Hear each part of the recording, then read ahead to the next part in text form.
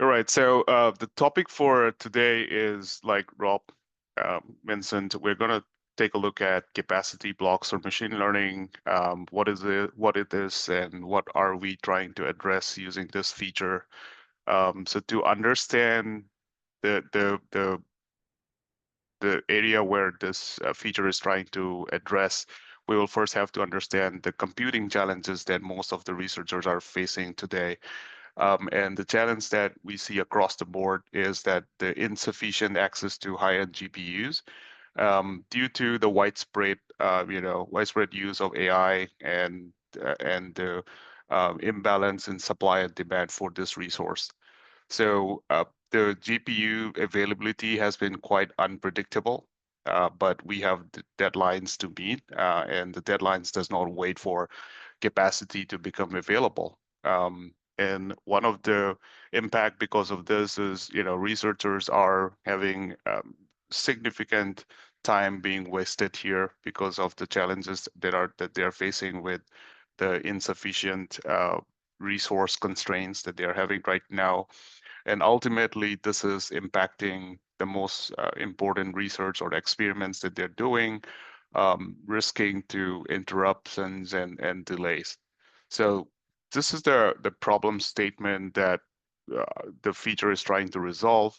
And before we get in deeper into the capacity blocks, what it is, and it's of course a pricing model with which you can get guaranteed access to AWS GPUs.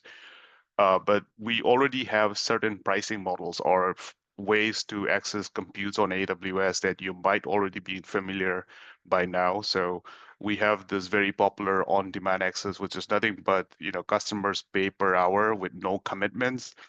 And then there is the EC2 savings plans for computes, where customers commit up to 3 years with a 70% discount in offering from AWS.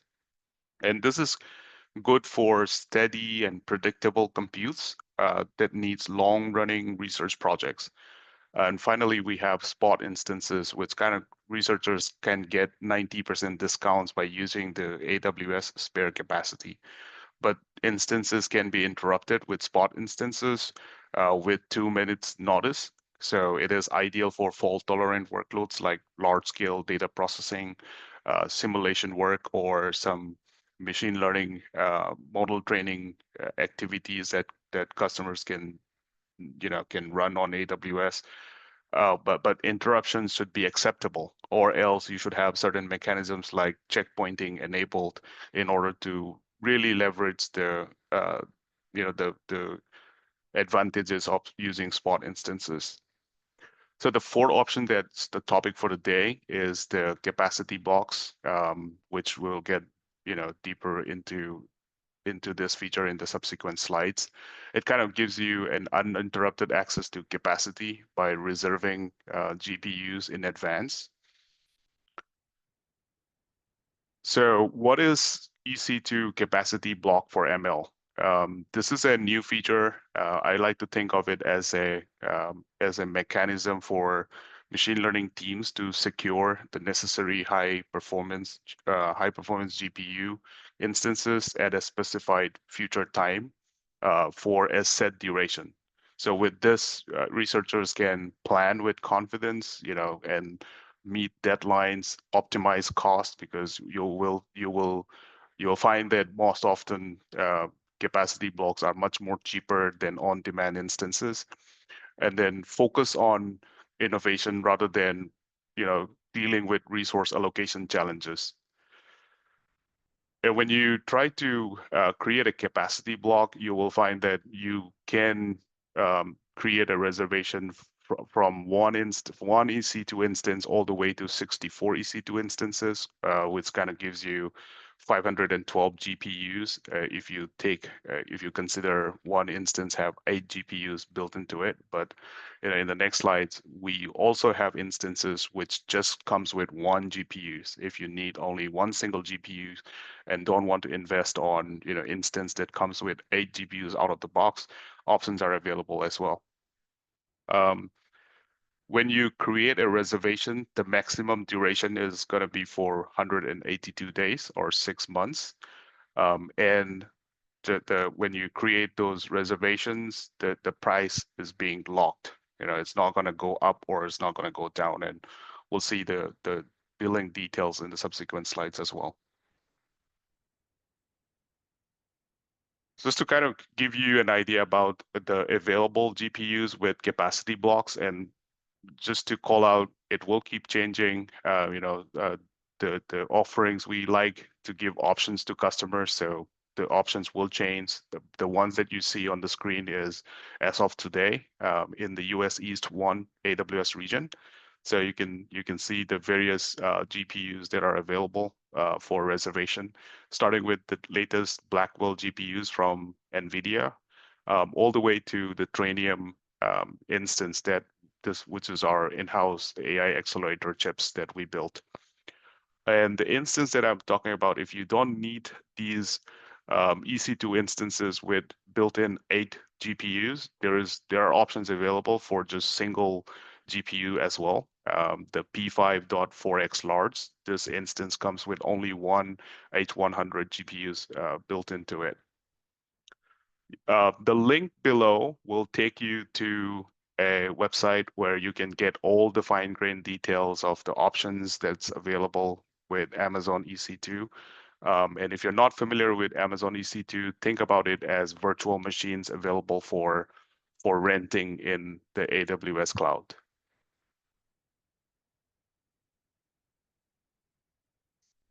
So here's the billing information about using capacity blocks. So there are two main components with capacity blocks.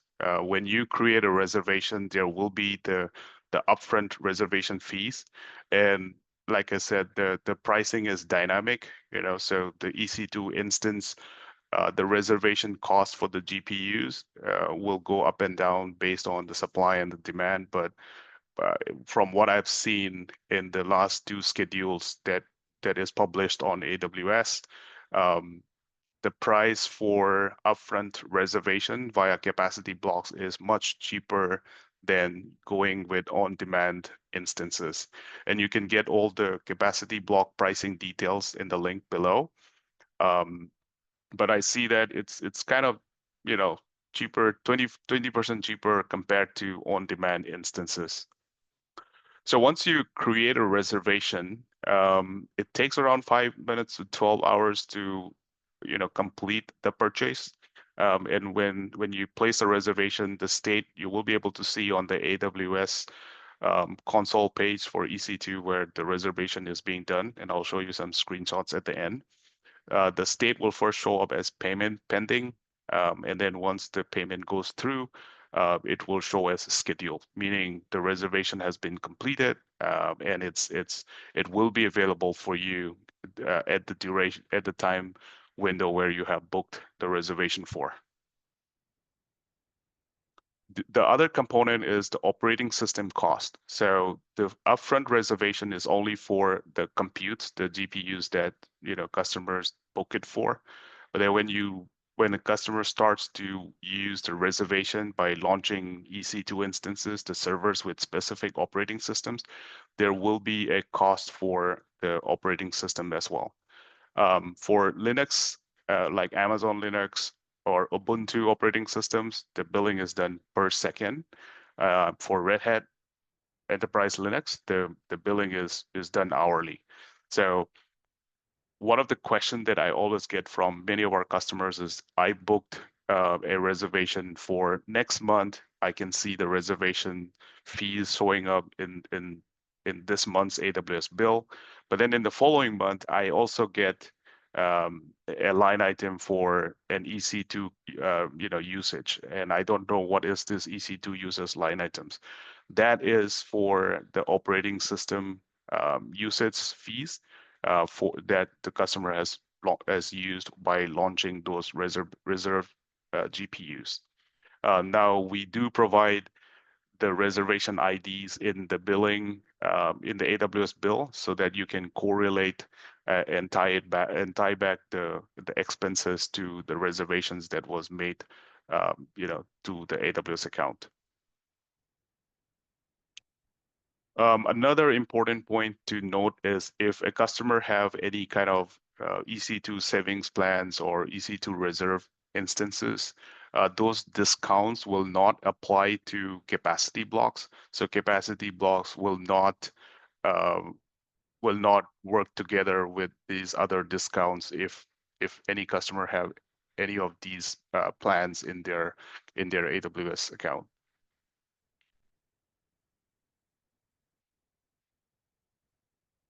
Now, let's kind of look at capacity blocks.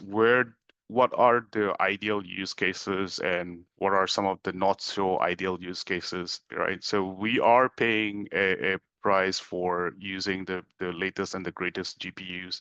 So you should think about leveraging capacity blocks for machine learning. If you are doing, if you have certain deadlines to meet, or if the team is doing, machine learning model training that requires a cluster for multiple days with high-end GPUs, or if there is a project that where you need to run through hyperparameter tuning by defining a range of hyperparameters in a cluster. So that is an ideal use case for capacity blocks. What is not an ideal use case is going to be more around some development or debugging use cases, or some short-term use, which is anything less than 24 hours. We will recommend to go with, some kind of spot instances or on-demand EC2 instances, and capacity blocks might not be the ideal use case for those type of scenarios. And of course, budget constraints as well. So since you are going to book premium GPUs, the budget has to be considered as well before placing the reservations.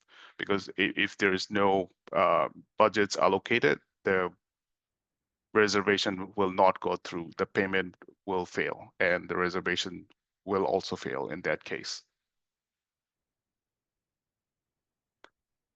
Some decision frameworks that we recommend to kind of discuss within the team or ask yourself if you're the one that's kind of considering to go with capacity blocks for ML or not is, do I need to have access to high-end GPUs like, the latest GPUs from NVIDIA or the AWS Trainium 1 AI accelerators? Do I have any will I have any impact if there is a capacity shortage right in the middle of my experimentation or my project work? The other consideration is my ML model training that I'm trying to do, is it more than 1 billion parameters, which will require a lot of GPU memories from those instances? And do I have the budgets to place the capacity reservations? So these are some of the questions that individuals or teams needs to um, discuss before deciding to place a reservation using capacity blocks.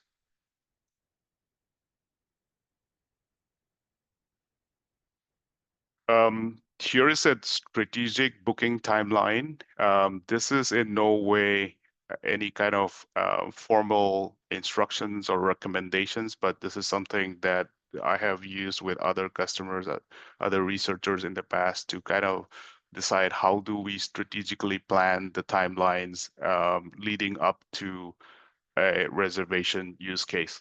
So starting with T minus 8 week, this is the time where you should be estimating how many GPU hours will be required. And based on the GPU hours, you should convert them into how many instances you will be required, because going back to our previous slides, most of the EC2 instances comes with 8 GPUs. So once you have a good understanding of how many GPU hours do I need, I will use that information to convert into what type of instance I'll need, and how many of those instances do I need and for how long, right? So that information is very, very critical. And then I will also get the necessary budget's approval for placing this capacity reservation. And T-2 to T-4 weeks.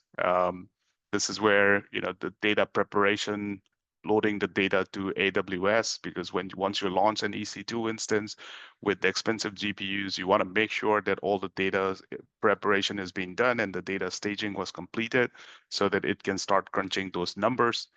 And then test out the scripts, your training scripts, your validation scripts, all of that in advance, just so that you don't have to spend time debugging once the compute becomes available, and then go ahead and place the capacity block.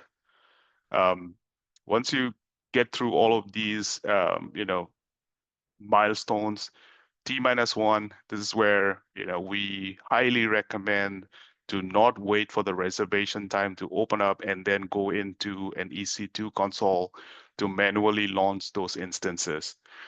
Instead of that, prepare in advance by creating the AMIs, or the Amazon machine images.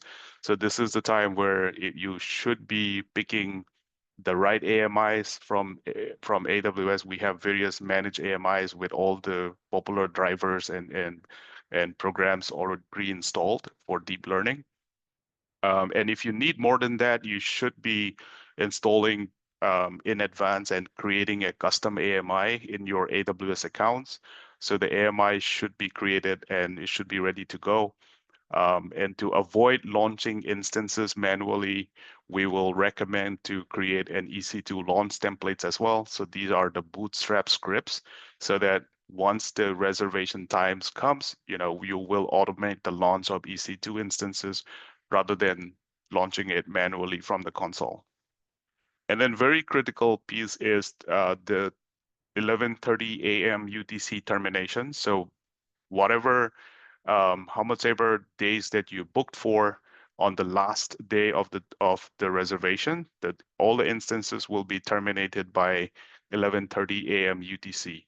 So it will 11:30 UTC is UTC minus 8 is the Pacific Standard Time. So for example, if you have to book for 2 days in Pacific Standard Time, and let's assume that the reservation time starts by Monday 3:30 a.m. Pacific Standard Time. On Tuesday 3:30 a.m. Pacific Standard Time, this is the first 24 hours, so the instance will run normally. But then on Wednesday early morning 2:50 a.m. Pacific Standard Time, 40 minutes before the end time, because remember, the instances will be terminated by 11:30 a.m. UTC, which translates to 3:30 a.m. Pacific Standard Time. An event bridge notification will be sent. So just like if you're familiar with spot instances, before we claim the capacity back, an event is triggered 2 minutes prior to terminating those instances. In the case of reservation with capacity blocks, 40 minutes prior to the termination, we will send an event bridge notification. So customers can subscribe to those events, and they can do any kind of backups, auto-save, or checkpointing prior to termination of those instances. So by 3 a.m. Pacific Standard Time, 30 minutes before ending, we will start to shut down those instances automatically. And by 3:30 a.m., all the instances will be terminated and the reservations will end. So the last 30 minutes, we will not be charging the customer for the last 30 minutes. But 40 minutes prior to the termination, customers will get an event bridge notification. So if they want to create any pipelines for doing checkpointing, this is the event that customers can subscribe to. So please plan ahead of time and consider and know that there is a 11:30 a.m. UTC termination for all the reservations.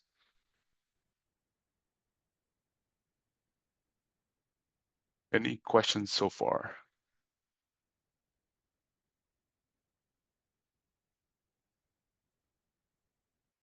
Okay.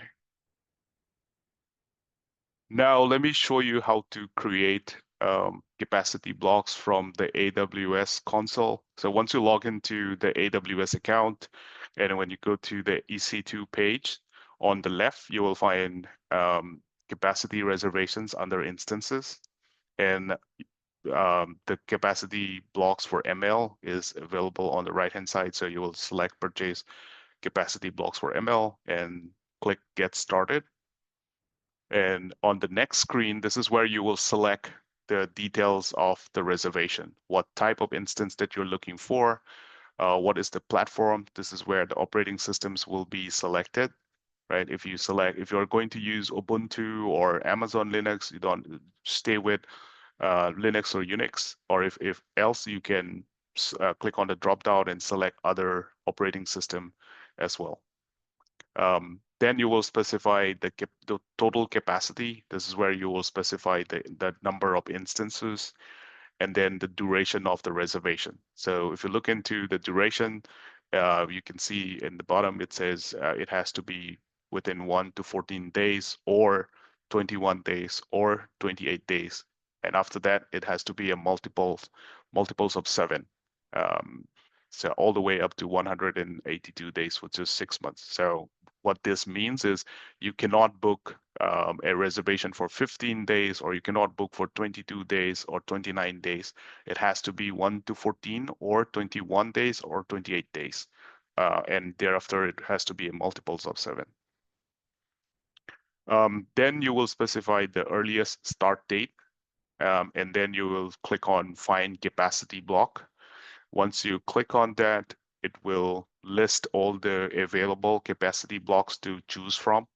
And one thing that you should make a note is, we spoke about creating AMIs and creating launch templates. They might be constrained to specific availability zones. Availability zones, think about it as a particular data center within an AWS region. So for whatever reason, if the downstream scripts that will be used for launching these EC2 instances are specific to certain availability zones or AZs, then make sure to select the specific AZ that you are targeting. And this is only if your downstream application or your downstream scripts needs to have a consistent AZ. It is not a requirement for the capacity blocks itself. It is only if you have some type of dependencies on a particular availability zone.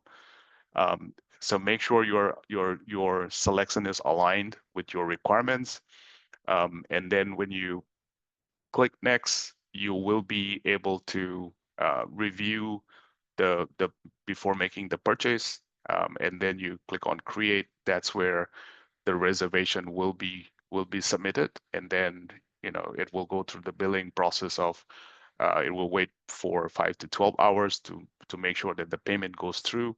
And once the payment is completed, the status will show as scheduled on your EC2 console.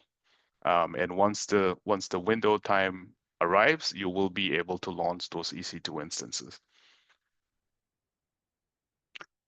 So hopefully this helps to understand, what capacity blocks for ML is, and what it is trying to address. What is the billing process related to capacity blocks for ML, and some thought process on using or deciding whether to go with capacity blocks or not, and then also how to set up capacity blocks in your AWS accounts.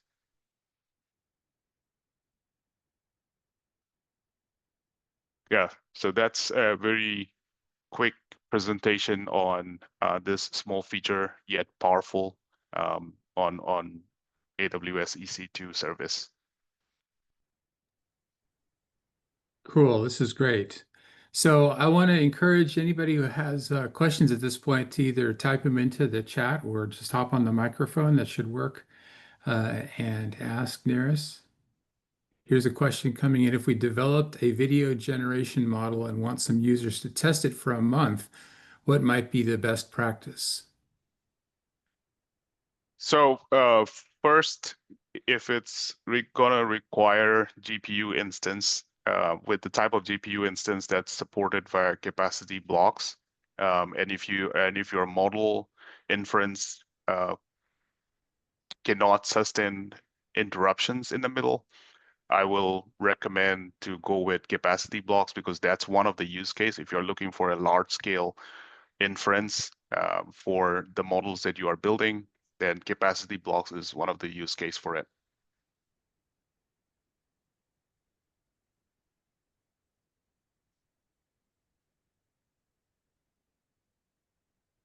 Now the question, if the requested capacity block is overestimated, will the charge for the unused time be refunded? So that's one of the thing that I get from a lot of customers. As of now, the reservation is final. Any unused capacity is not refunded.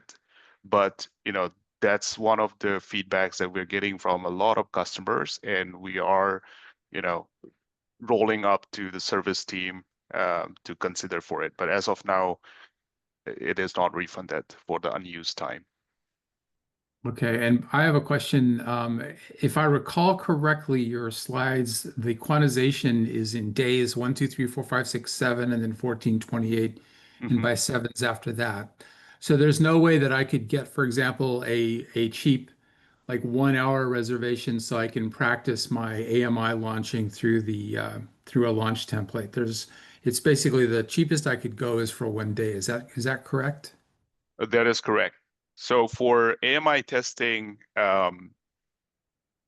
it's all going to be the same. You can test it out in a G6 or G5 instance. Um, the launch templates perspective will just be the same. It's nothing to do with GPUs. It's more to do with the EC2. So you can test with an LS40 GPU instance types, or even D4 in GPUs for testing the launch templates. Cool. And then that would translate to using a more powerful Correct. setup.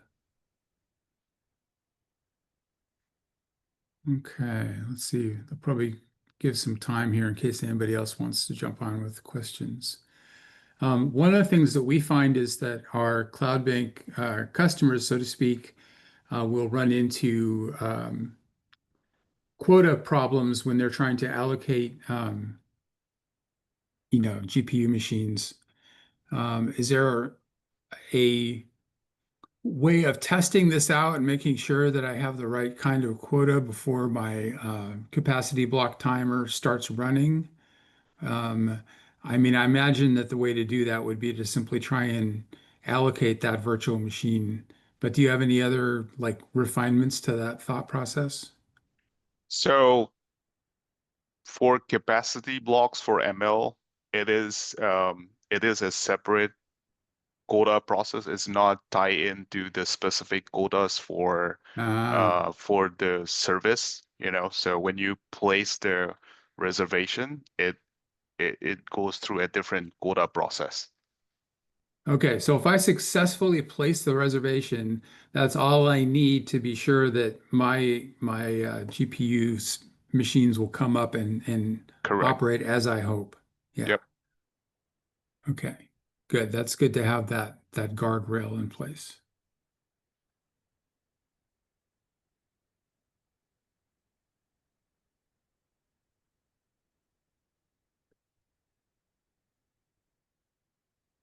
All right.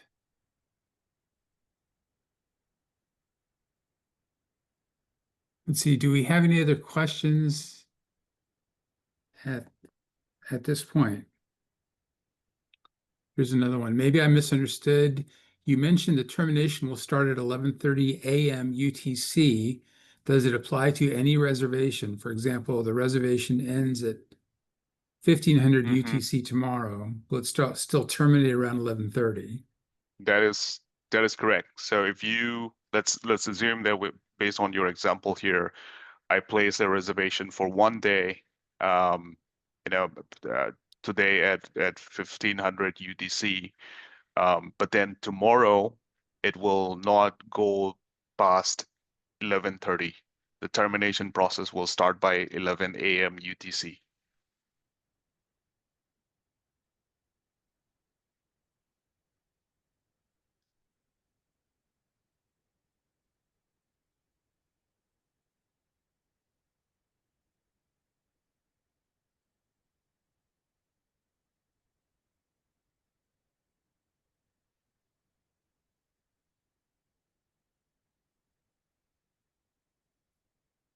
All right. Well, let's see. I'm not seeing any other questions appearing.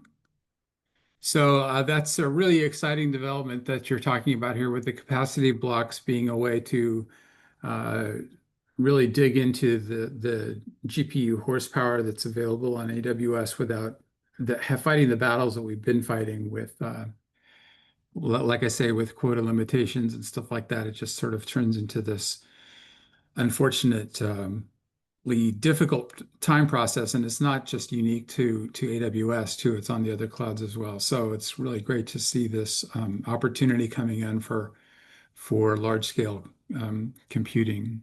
And so really appreciate Niris you coming in and presenting this stuff. And I want to check in specifically with my CloudBank colleagues if there's anything that you see about this that looks like new and cool or something you might have questions about. So I'm thinking particularly of Shava and Nicole who are on the call for CloudBank out of UC San Diego. Yeah, thank you, Rob. I just want to mention real briefly that we are in the process of enabling this right now within NAIR accounts. So the process, if you are very interested in using this, is just to send an email to help@cloudbank.org, and we'll enable your account to be able to do the capacity blocks. So yeah, just email us and we can get you started.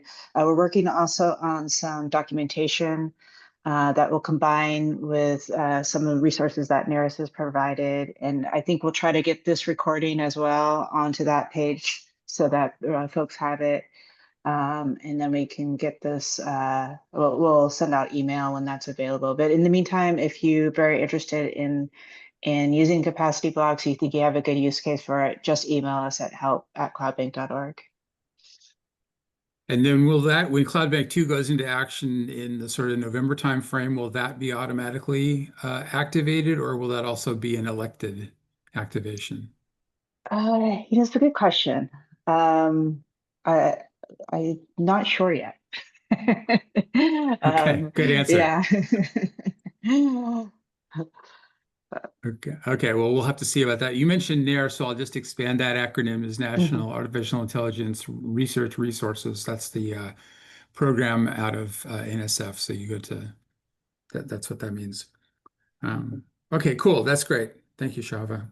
Mhm. Okay, so at this point, we will pause. If you were here for the capacity block presentation, then we'll call that good on that. And then, as Shava mentions, help@cloudbank.org if you have further follow-up questions that CloudBank can help with.